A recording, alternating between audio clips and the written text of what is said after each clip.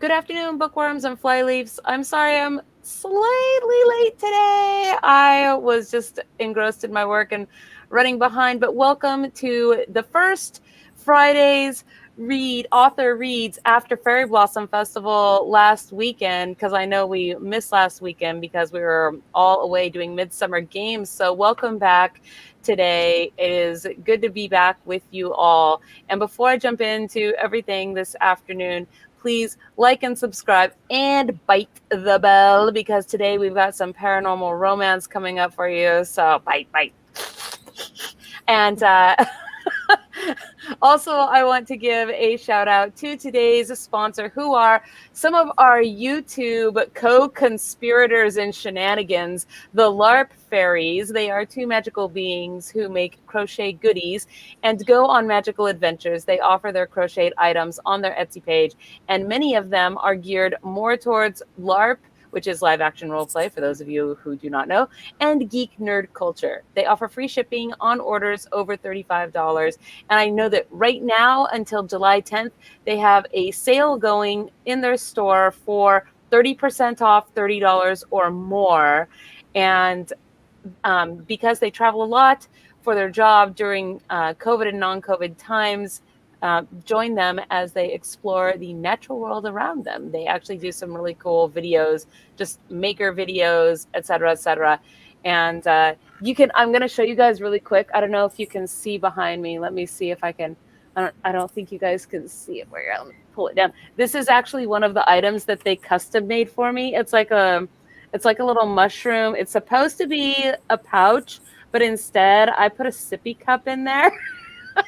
So it's like my Amanita sippy cup, but they custom made it in pink for me in my pink colors. So very, very awesome, ladies. Give their stuff a look, and they hang out in our Discord fairly frequently as well. So if you guys are looking for them, and you can maybe tag them and to ask questions. But with that said, I want to welcome today's author, which is Anna J. Walner. Am I saying that correctly, Anna?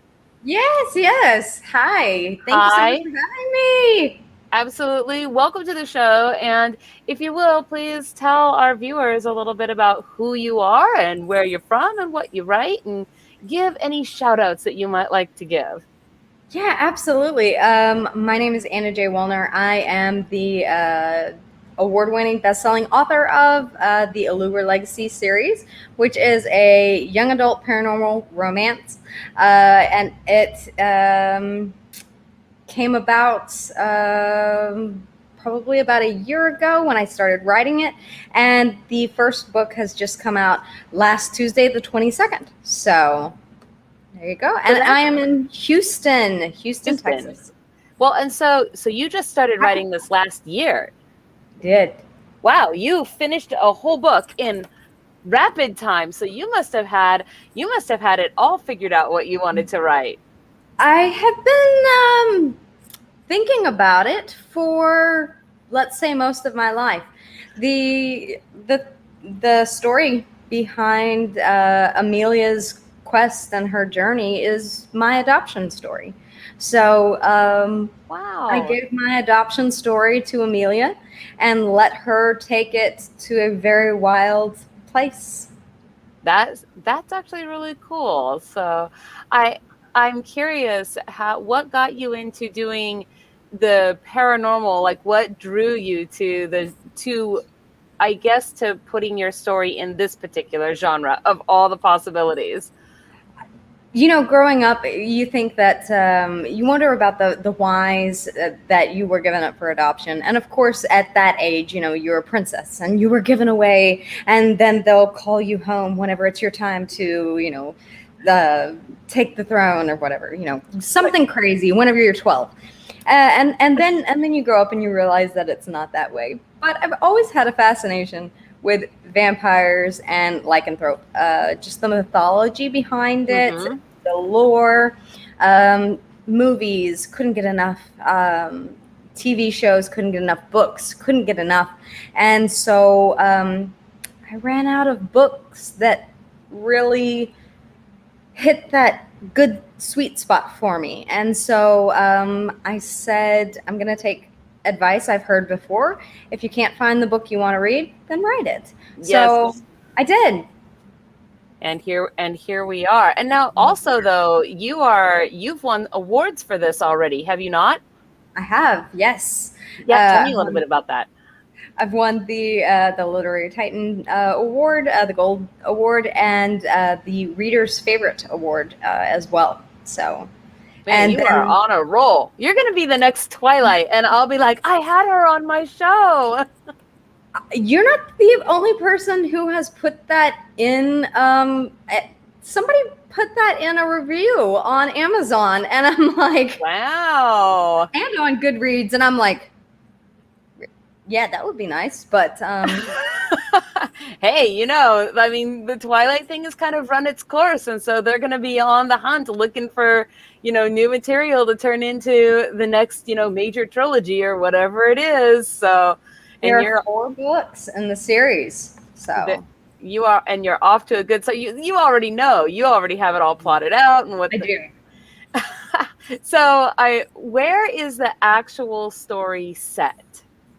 So the story begins in Houston because I was adopted at hospital in Houston, Texas, as a baby. Now, Amelia does the DNA test, just like I did, but she gets a phone call from Australia, and the only thing that I knew growing up is that my biological father was Australian. So that's why I chose to set the rest of the story in Australia in a secret society called the Colony, a place that is a safe haven for both vampire and lycanthrope. So in my visionary colony, they are not at war. They have found peace for the sake of safety. And managed to work out some kind of living condition together. So that's cool. And I don't know, I'm just like so excited. I'm like, oh my gosh, this is gonna be cool. Well, now you've got this book that's finished, and the second book is also finished and just came out. Is that the first book? Yes. No, you're good. The first book has just released on the 22nd, but I wanted to fulfill a promise to readers. So the first book, Garcane, leaves you with a lot of questions at the end.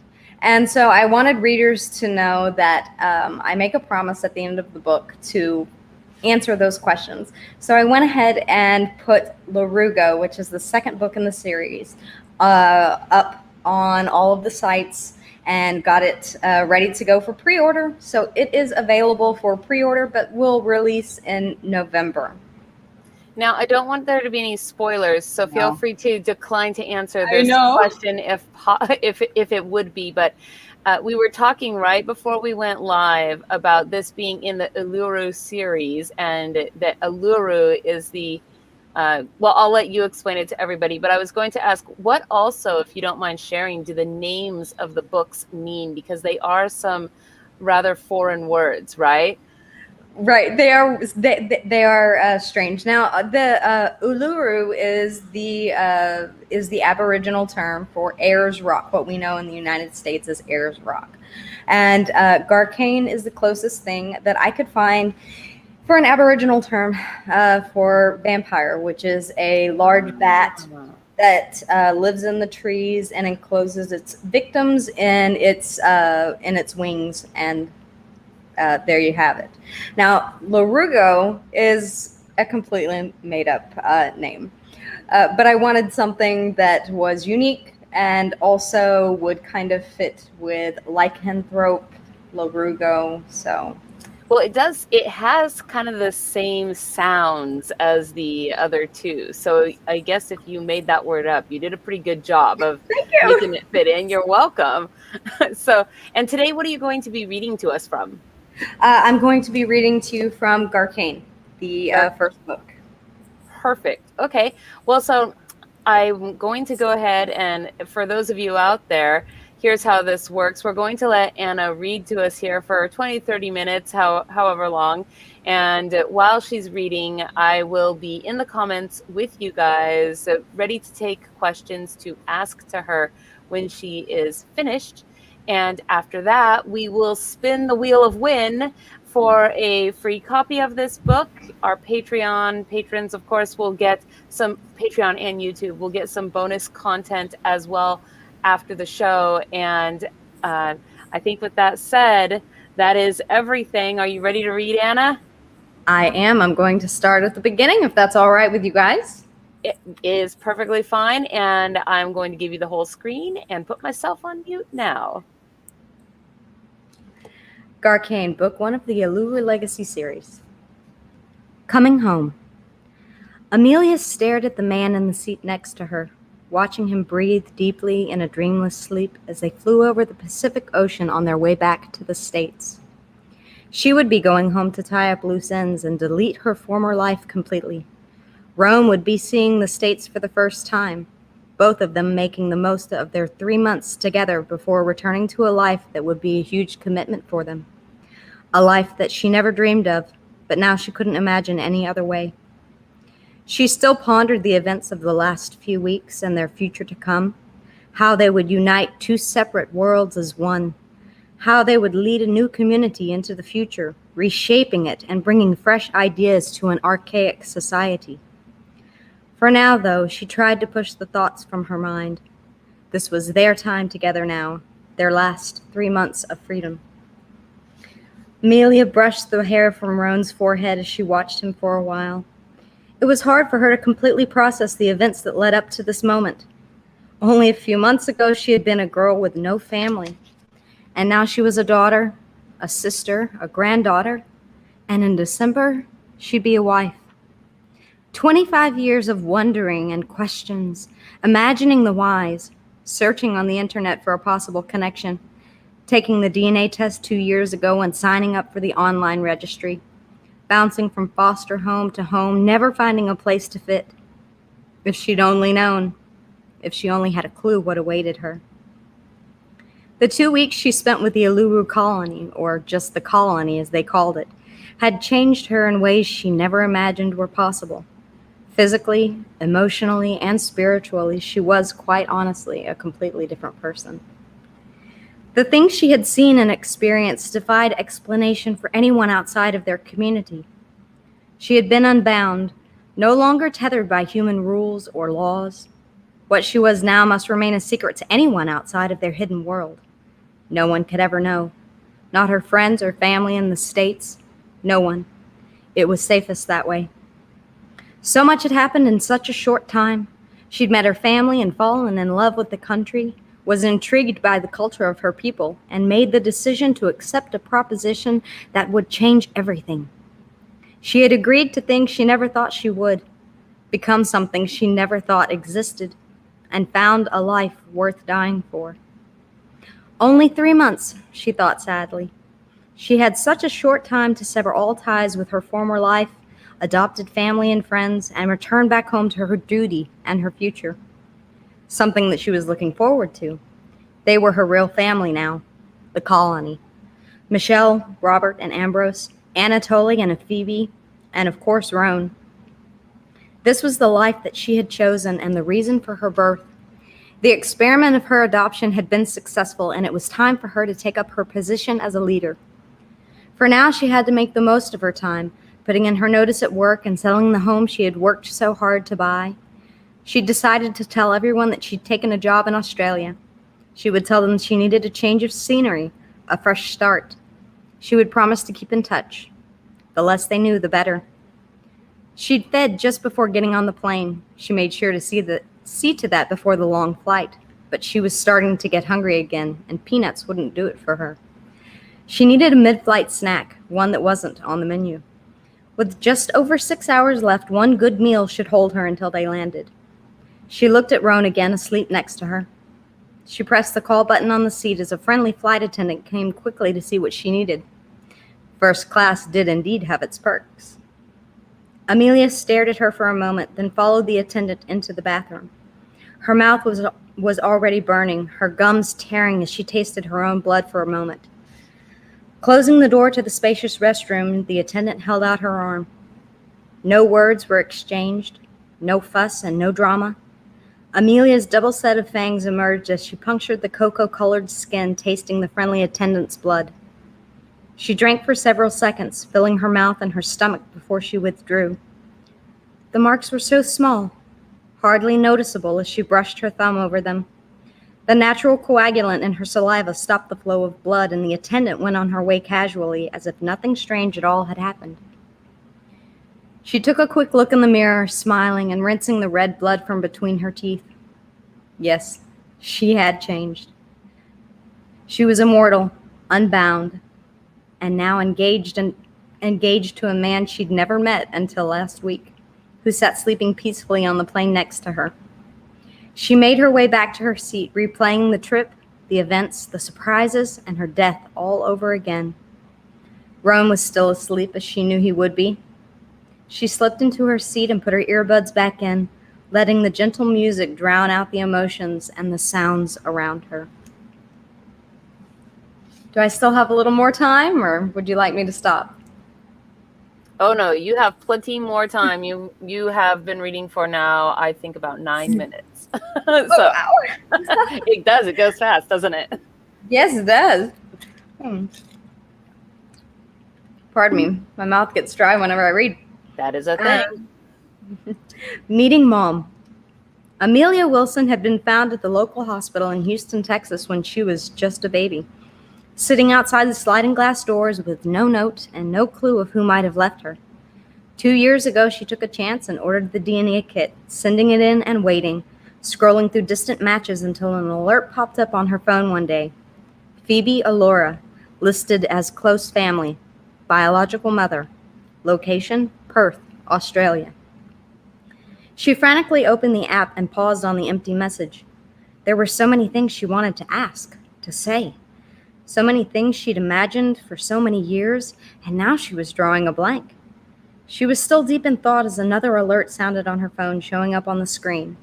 A message sent, just now. She stared at the phone, looking at the waiting message as the tip of her finger hovered just above the icon. She pressed it, watching the short message appear on her phone. "We've been searching for you," it said. A shiver ran down Amelia's spine as she read and reread the short message, thinking of how to respond. So many questions sprang from one sentence. Who were we, and why were they looking for her? She started a message, then erased it, then started it again. How do you even begin to answer a message like that, she thought. She decided to be direct, typing her message and pressing send. "We should talk. Call me. 936-638-4214. She had no idea what time it was in Australia, but whatever time it was, Phoebe was apparently awake. A few minutes later, her phone rang, a string of numbers showing up on the screen, with the location under it stating simply, Australia. She ran through all the possible things that she could say as she watched the string of numbers pulse on the screen. She swiped just in time, slowly easing the phone to her ear. "Hello?" she said with a hint of a question, wondering what this woman could possibly have to say, what explanation she might have, what truths she had to tell that Amelia so desperately needed to hear. "You have no idea how long I've wanted to hear your voice." A thick Australian accent came across the speaker.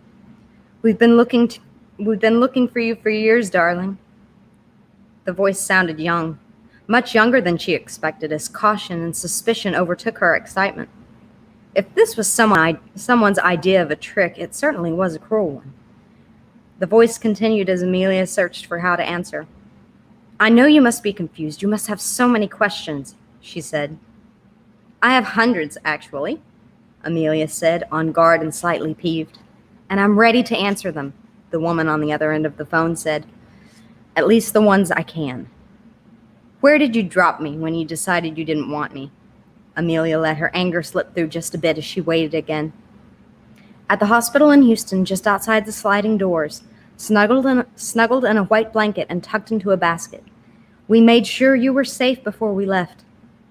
And you were not unwanted, not one bit.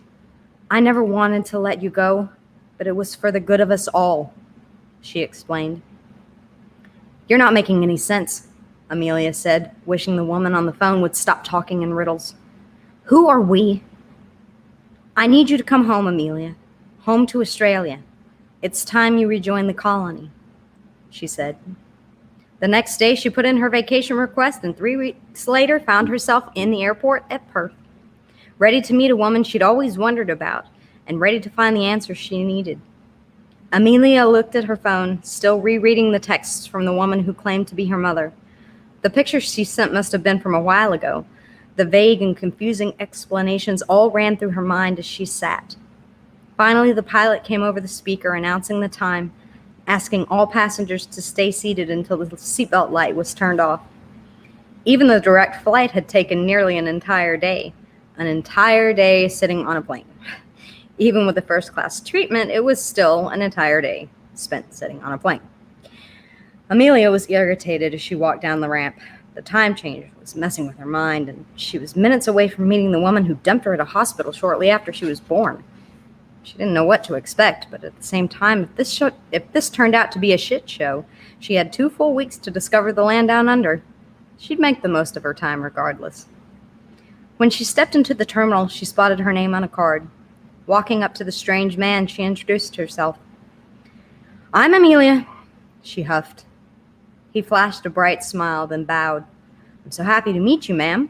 I'm Trevor. Let's see about your luggage," he said, grabbing her carry-on without asking. She followed him through the terminal, thankful that he knew where they were going at least. She looked at the other people around her passing by, lost in their own thoughts and plans. She noticed their attire was drastically different than hers. The light tank top layered with a cardigan and shorts she wore said to her that she was slightly underdressed. Leaving Texas in July, it was nearing 100 degrees in the early afternoons. She'd packed light, cool clothing. From what she knew about Australia, it was just as hot as Texas, but covered in dusty deserts and filled with kangaroos. "Excuse me, why do I get the feeling I misjudged my outfit?" she asked Trevor, who grinned good-naturedly at her question. "Because it's about 11 degrees outside today. Celsius," he said with a laugh. "Don't worry, miss. Your mother has a suitcase in the car." "She's not my mother," Amelia shot back. I don't know what she is." "Apologies. Miss Phoebe has taken care of your wardrobe. She has excellent taste," he said. Mentioning Phoebe as her mother made her think, what would she call this woman? This person who for all purposes did have the title of being her mother, if only in a biological sense, but nevertheless her mother. Even though she did drop her off at a hospital when she was only days old, just to seek her out after 25 years and beg her to come back to Australia half a world away. Her mind continued to spiral as they walked. Would she be offended to be called Phoebe or even Mrs. Allura? She didn't want to offend the woman, but yet again, she couldn't think of a title that felt comfortable to her yet. It is 2:36. I'm sorry? It's 2:36. Do you want to do one more or a little bit more? I can do a little bit more. Okay, a little bit more. Okay. Where did I leave off? Let's see. Trevor was nice enough to pick up her suitcase filled with the useless clothing from the carousel. My mouth is getting tired. Everybody's enjoying it, though, so you're doing well. Great. Trevor was nice enough to pick up her suitcase filled with useless clothing from the carousel, wheeling it through the throngs of people and into the chilly outside air. At least the sun was shining, she thought. She continued to follow her escort to a long black limousine parked along the curb in the reserved area at the terminal entrance, which only further piqued her curiosity. Was Phoebe trying to make an impression, or did she have this kind of money? The questions only mounted on her already long list. They must have been in a hurry or late. Trevor nearly threw her case and bag into the trunk as he hurried her into the car, running around to the driver's side and flinging himself inside. "All set, miss," he said brightly. "Window up or down, miss?" he asked. Oh, down is fine, and please call me Amelia." She could tell he was trying to be polite, but they could skip formalities. They were about the same age from what she could tell, and she wasn't sure how to respond to the over-the-top treatment he was giving her. "Sure thing, Amelia. You're Phoebe is waiting for you at one of the best restaurants in town. I hope you're hungry, he said. I'm starved and still chilly. Did you mention something about warm clothes? She asked again with a grin. Yes, ma'am, and I'll turn up the heat. The suitcase is right behind me. I'll put up the window to give you some privacy to change, he said, raising the blackout partition window. In fact, the entire car was blackout window, she noticed as she groped for a switch, turning on the overhead dome light. She dragged the suitcase toward her with a bit of effort. There must be a ton of things in here. Apparently, shopping was a favorite activity of Phoebe's. Either that or she figured that Amelia would come unprepared, which irked her for some reason. Unzipping the top, she saw a carefully packed trove of pants and sweaters, along with a pair of black combater hiking boots, which seemed odd considering they were going into town. Amelia shrugged. It wasn't her idea of fashion, but then again, what does she know about Australian fashion anyway? She chose a pair of jeans and a deep green sweater along with a pair of socks for the boots. She kept her back turned to the front of the limo as she quickly stripped piece by piece and put on her new clothes. They fit perfectly. Together they looked nice, and most importantly, she was warm now, thank God. They made the drive in under 10 minutes, which had barely given her enough time to change, let alone think. She felt the limousine start to slow as she looked out the heavily tinted windows at the massive hotel that towered into the sky. We're at a hotel, she said flatly, as Trevor rolled down the window to the back an inch or two. Yes, ma'am. Miss Phoebe wasn't sure if you wanted to stay with her or have a place of your own, so she reserved the penthouse for you. I'll bring your bags up to your room while you get to know Miss Phoebe in the restaurant downstairs whenever you're ready. All set? Yes, thank you. I'm bringing us back together here. All right. No, my mouth started to dry out, and I was Take a sip. You have a moment. That's okay. Yes. No, you did wonderful. And we do have some questions here, of course, from the audience. And yes, I am unsurprised by this. So it was kind of funny because I was listening to that last bit and she just didn't know what to do with like the over-the-top treatment. And I was like, I would know what to do with the over-the-top treatment. I have a long list of things that I could go on with. So, okay, let's get to yawn questions. I'm going to scroll up here. I love it. I love it. I love it. And let's see. Oh, so question number 1 was also with a comment, which was you need to do voice recording of your book because you sound like somebody who does that. And have you done them before or are you planning? The audiobook that is available for Garcane is narrated by myself. Yes.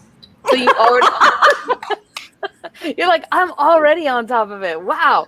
All of this in a year. I'm so impressed by that. So I did that in the middle of the night. I have a 2-year-old. So and a 2-year-old. I had to wait until she went to sleep. And let me tell you that narrating an audiobook, as you heard me flub several times during that small bit, you record probably a sentence or two, stop, rest your voice, take a sip, record a sentence or two, rest, take a sip, rinse and repeat. And so one chapter probably takes a little over an hour. So it took me months to do that at night after my daughter was asleep with all of the air conditioning off, all of the noise off, sitting in my bedroom closet with my condenser mic and my software.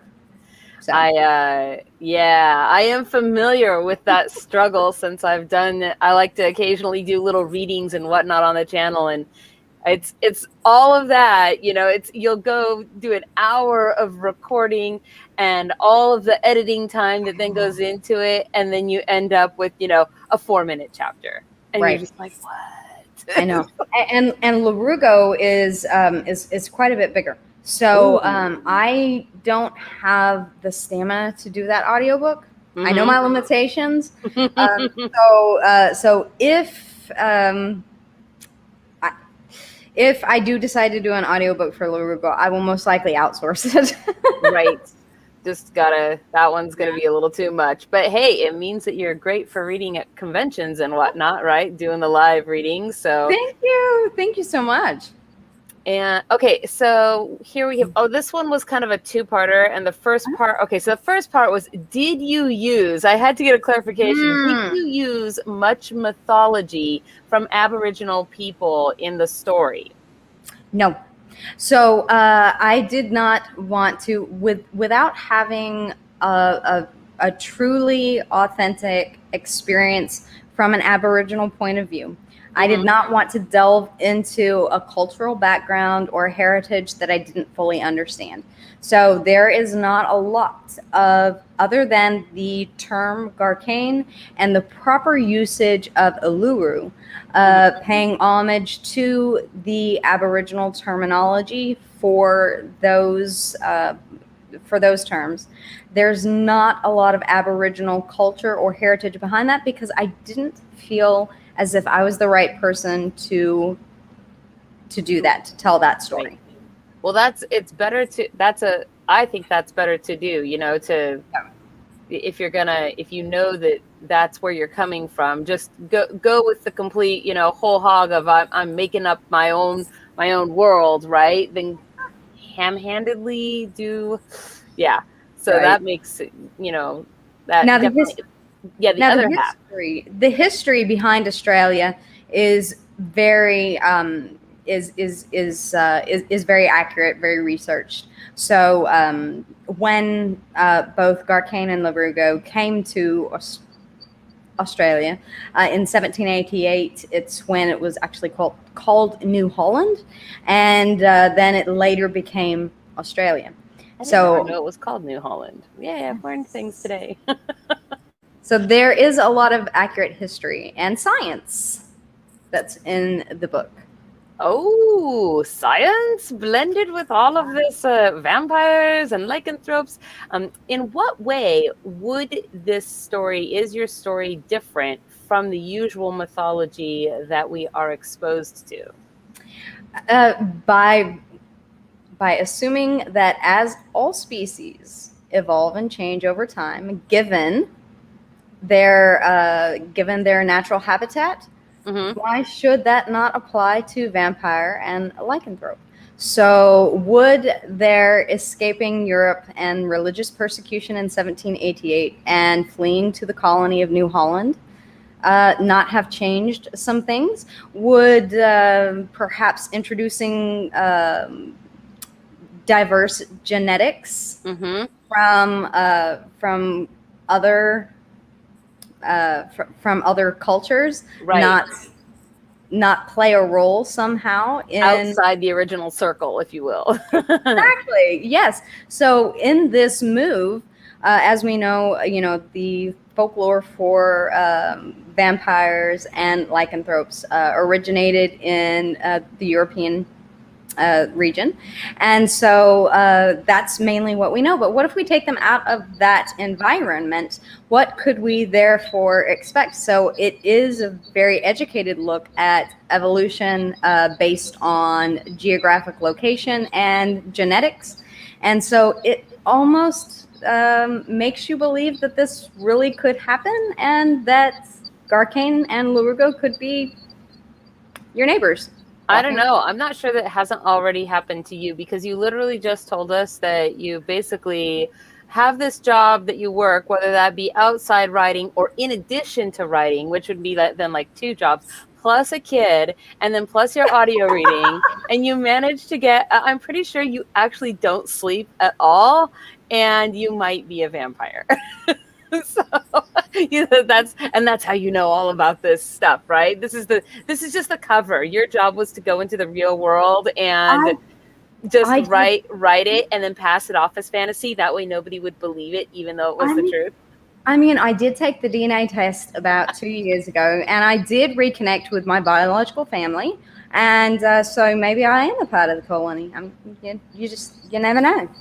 That was actually one of the things I was wondering. I didn't really want to ask, though, because I didn't know if it would be appropriate. But I was kind of wondering, like, whether or not the part where you're in the very beginning, you're talking about, just the experiences, I guess, of based on having. Yep. And I was wondering, because I know that's, you said, of course, at the beginning. Now, somebody asked here, it was Rose, I think, who said they came in late and wanted to know, here we are. What made you decide on the locations? And I know that you said this, but would you repeat it for her? Uh, I looked at geographically where Uluru was closest to the where the closest metropolitan city would be, which is Perth. And so that's why it was chosen. It's about 8 hours, an 8 hour drive, a 2 hour flight by private jet. So I did a little bit of research for choosing the locale of Perth, but Australia, in and of itself, is an homage to my biological father, and who I have not found. Are you going to continue that search? Is that a thing that you're... Absolutely. If anyone knows an Ed Saunders, please send him my way. If he was in Houston in 1980, I want to know. Well, man, you're off to a good start, though. If you already know his name and where he was, that's a... The trail ends there. The trail ends. That's... Yeah. You know, tracing people can be hard. So, but there's some good clues, and you never know. Like, it's weird because now we have social media, so you never know who's watching, who will happen upon it. You know, you never know. So let's see. It's funny. This is funny. Erwin and I had that same thought about how did you find the time to do all of these things? You know, I'm quite sleep deprived. Erwin, I really truly am. It's true. You really are a vampire. No, it is true that I am very thoroughly addicted to caffeine. Well, cheers to that then, sister, because I have a legitimate addiction to caffeine. If I don't have it, I do get a caffeine headache. So my doctor has gotten on to me about that, actually, because he's like, you can't drink 6 energy drinks in a day. It's not good for you, Anna. It really is not. And I'm like, but I can't survive without. You don't understand. So on the days when my daughter is with her grandparents, I will sleep in until like almost noon to try and make up some of that time. No, I'm sure that it's okay for you to do that. So you totally have to justifiable. Get beauty rest. It's a thing. Okay, so you guys, this is the point in time where I'm asking y'all to put your name into the comments section right now if you want to be entered onto the Wheel of Win. And you will also know if you are a Patreon or a YouTube member here that those are the 2 possible extra entries that you can get. Join our Patreon for an extra entry, join our YouTube channel for an extra entry, and put your name into the comments. You can have a maximum of 3 total entries. I'm going to spin that live here in a second. Okay, I see you out there, Avalon. I see you, Rose. I'm going to get you guys here onto the screen. Let me pull it up really quick because I am mostly... And great questions, guys. Thank you. I love them. I'm curious. Are you planning to read or go to a convention here anytime soon? We were talking briefly about Ren Fair there at the beginning. I would love to do that. I'm not sure if they're holding Ren Fair. We're still kind of in that, in between status right now everywhere. Mm-hmm. Now, I will be at Imaginarium. What is that? That sounds cool. The Imaginarium Fest. It's sort of like it is sort of like a Comic-Con, but for fantasy authors and sci-fi authors. And it will be in Washington, D.C. in May of next year. I had another author or vendor. I'm trying to remember now that told me she was going to be, the mermaid gal. She made mermaid seashell bras that were cool. Like, they're really, really cool. And she mentioned that, and I want to kind of go see this. I like the name Imaginarium. Yeah. I'm excited. And hopefully next week or in the coming week, I will be doing an in-person signing at a local independent bookstore here in the Houston area. So, well, that's kind of cool because it's local, and so you get to see all your local peeps and do the thing. So, yep, now's the time. I'm giving you guys like one last chance. I don't have a timer like Ion does, so I can't turn the timer and give you guys a timeout, but I will one last time to get your names in, and because I got your winner, I got Newt, and Avalon, I got your extra entry actually because I saw that you just subscribed to the channel, so I got your extra entry in, and you have all three now. So I think that with that said, then we'll give it a go. So. And it's important because the wheel only accepts 50. It pulls them randomly from this list, of which there are far more than 50. So the more times you have your name on that list, the better your chances. Woo. Kay Ferguson, congratulations! You are the winner of today's book, and it's going to be a copy. It's going to be a copy of what we heard today, right? Yes, that's correct. Perfect. All right. Well, I will get you Kay's information after the show. Absolutely. Brilliant. And now, before we let you go this afternoon, is there anything that you would like to say to everybody? Any last comments or? No, I mean, just the book is now available on it's wide, so anywhere that you can get it. It was recently for nearly a week the Barnes and Noble bestseller on Nook, and so yeah, you really are going to be the next Twilight person, and I'll be like, I interviewed her first. So. But yeah, check me out on all social media. I'm quite active on TikTok at the moment. My book talk besties, Brittany Ann, at Uverleave, Dina, and Desrika.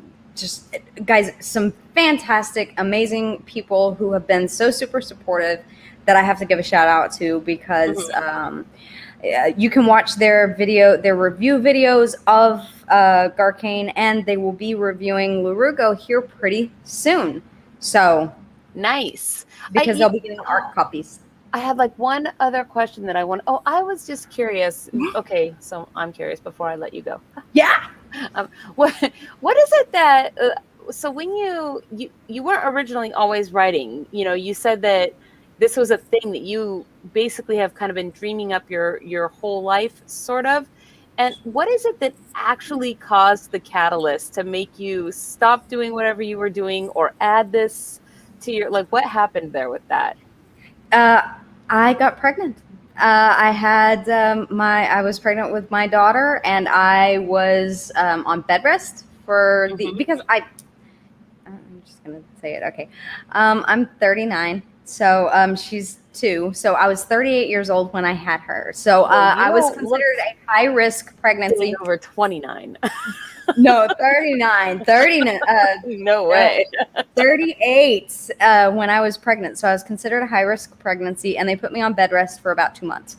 And so it was during that time that I said, I'm going to go insane. I can't watch any more Gilmore Girls. This is going to drive me insane. And so I got over the no way you look 30. Told you. Thank you, April. Thank you. But that's those vampire. It says Garcane genetics. I'm telling you. Yeah, it says Garcane genetics. Yeah, nice. But yeah. So I really just said, you know what? I've always wanted to do this. I've always wanted to write it, and once I started, I couldn't stop. I got excited to sit down at the computer and follow along Amelia's journey as she met Roan and Ambrose and Anatole and Phoebe and Michelle and Robert and create this adventure for them. And I found myself going along for the ride as much as the reader will be, because I just let it flow organically. And it's such an exciting experience. And I let Dina at Uverleave on TikTok, I reached out to her and I said, Dina, would you mind reading this? Like, is it any good? and she texted me or DM'd me back. We're now text friends, actual real friends in real life. And this was back in November. She read it and she said, publish this. Like, this is amazing. This is better than Holly Black's Cruel Prince. Like, Whoa, that's a name drop right there. She was like, I just finished it and I had to struggle to get through it. And this is amazing. Like, you need to. And so I hired an editor and I went through the whole process of critiquing and doing all of that and getting the cover designed. And so it's, she really gave me the kick in the pants. So Dina, thank you. That is, I like that. I like that a lot. And I kind of agree. The organic flow, you know, really with what April said out there. So yeah, I kind of agree with that it just, and it helps everything seems more natural. It seems more inspired, you know, so. And if you're excited as an author, I mean, I was excited to see where the story was going to go next, you know, and I'm the one writing it. So I know that came across on the page as you're reading it. You know, I've had people that say, I couldn't sleep last night. I had to finish this stupid book. And I'm like, well, I'm going to forget that you said stupid book and say that, you know, it's unputdownable. Why don't we say it like that, you know? you put the Friday cliffhanger there, though. And so now whoever, our winner of the drawing, Kay, will have a signed copy for herself. And someday it will be worth thousands of dollars. So Kay, you better be excited. So, all right. Well, thank you so much for coming on the show today, you guys. Please, if you buy a copy of this book, make sure that you leave a review. It always helps indie authors, especially more than everybody else. And with that said, then we're on Friday. I will see you guys. It's a happy 4th of July weekend. And I will see you guys here on next Wednesday for Fae News. And we have a regular lineup for that show because everything's been a little discombobulated because of Midsummer. But thank you so much again, Anna, and enjoy your weekend. Enjoy your long weekend. Yes, you all too. Thank you so much for tuning in today. And you guys had awesome questions. I love this. This is awesome. I'm going to do it again. We'll have to do it again for LaRucco. I know. When it comes out, hit me up and we'll get you on the show again. So that'll be a thing. Yes. All right. Hello, friends. This is Gunther Hammerhands. Thank you for checking out Fairy Princess Lolly's channel. If you enjoyed this video, please hit the like and subscribe button. Use your troll hammer to ring that little bell icon to get notifications when she posts future videos. And if you'd like to support these magical creations, fly over to our Patreon and join the fairy family. Safe travels!